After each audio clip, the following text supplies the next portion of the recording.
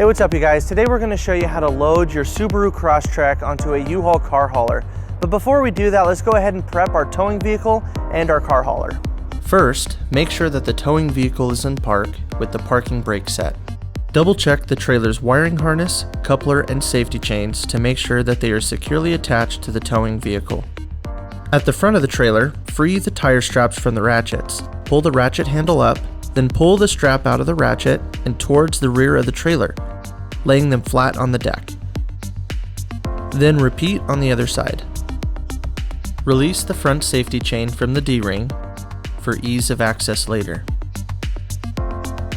Next, lower the driver's side fender, release the two latches, one located in the front, the other located at the rear. Now rotate the fender down. Prepare the loading ramps by releasing the latches that are holding the ramps in place and pulling the ramps completely out. Then repeat on the other side. Release the rear safety chain from the D-ring for ease of access later. Center the vehicle to be loaded behind the car carrier. While loading the vehicle, drive slowly and have an observer make sure the front of the vehicle does not hit the ramps. During the loading process, make sure your guide stands off to the side.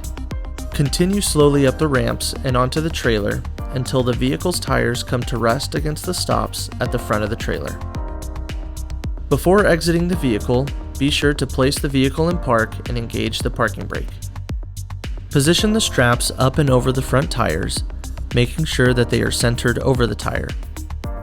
Move each strap ratchet left or right to align it with the center of the tire. Route the strap through the slot on the ratchet spool, making sure at least 6 inches of the strap passes through the spool.